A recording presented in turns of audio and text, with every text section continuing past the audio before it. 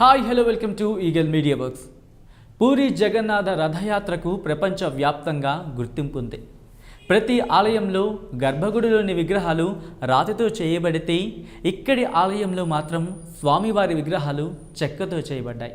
ఇలా ఈ ఆలయంలో దాగి ఉన్న మరిన్ని ఆసక్తికర అలాగే ఆశ్చర్యకర విషయాల గురించి ఇప్పుడు మనం తెలుసుకుందాం. ఒడిస్సా రాష్ట్రం పూరి జిల్లాలో బంగాళాఖాతం తీరాన పూరి పట్టణంలో పూరి జగన్నాథ దేవాలయం ఉంది. ఈ ఆలయం నీలాద్రి అనే పర్వతం పైన ఉంది. ఈ ఆలయం సుమారు 4 లక్షల చదరపు అడుగుల భారీ వైశాల్యం కలిగి ఉండి చుట్టూరా ఎత్తైన ప్రాకారం కలిగి ఉండి లోపల సుమారు 120 ఆలయాలు ఉన్నాయి. ఈ ఆలయానికి సంబంధించి అతి ప్రధానమైన 2 విశేషాలు ఉన్నాయి. మొదటిది నవ కళేబర ఉత్సవం, రెండవది ప్రపంచ ప్రసిద్ధి పొందిన రథోత్సవం.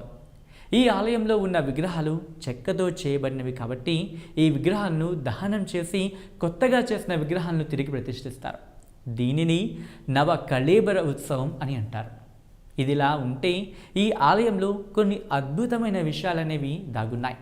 అవి ఏంటంటే, ఈ ఆలయంపై ఉండే సుదర్శన చక్రాన్ని మనం పూరి పట్టణంలో ఎటువైపు నుంచి చూసినా మన వైపు చూసినట్టే అనిపిస్తుంది.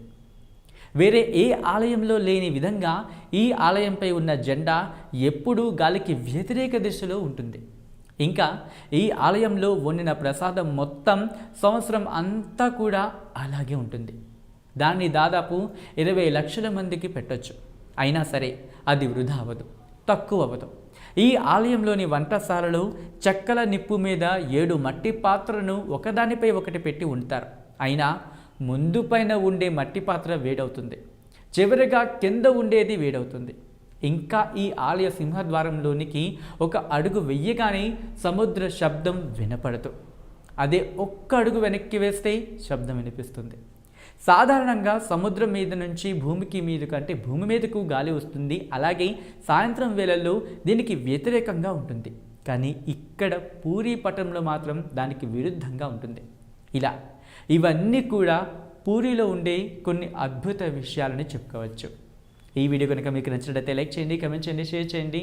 మరిన్ని ఇంట్రెస్టింగ్ స్టోరీస్ కోసం keep watching and stay tuned to eagle media works.